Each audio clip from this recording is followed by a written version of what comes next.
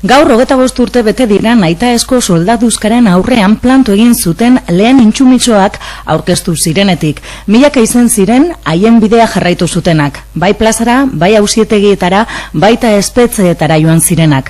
Ez auzitegi zibil, ez da militarrik ere, ez gaitasune jabetzeek, ez da espetxeek ere, ezin izan zuten intsumizioa geldiarazi. Haien desobedentziaren ondorioak onartzerakoan. Intsumizuek bere aldarrikepenerako esanaiaz jositako borzgorailu bat piztu zuten.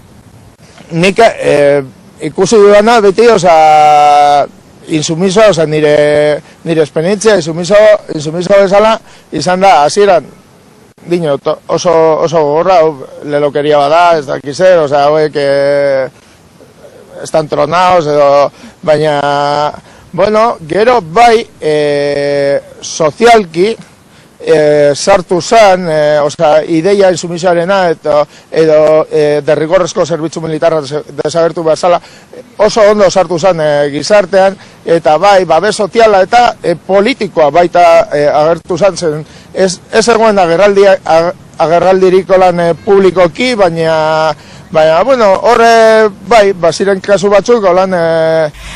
Intsumizioa agenda politikoan sartu zen, ejerzitoarekiko aldentze soziala handitu zen, eta albo ondorio giza legezko kontzientzia eragozpen ezaerak izugarri ego ziren, sistema bete arte eta ordezko prestazioa ezinezkoa bilakatuz.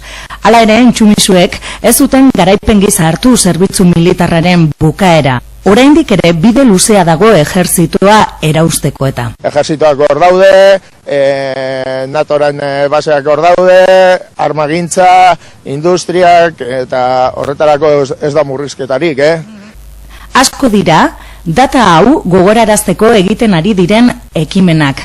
Gaur esaterako Kakitzak koordinakunde antimilitaristak hitzaldia antolatu du, Erronda kaleko zirikagunean.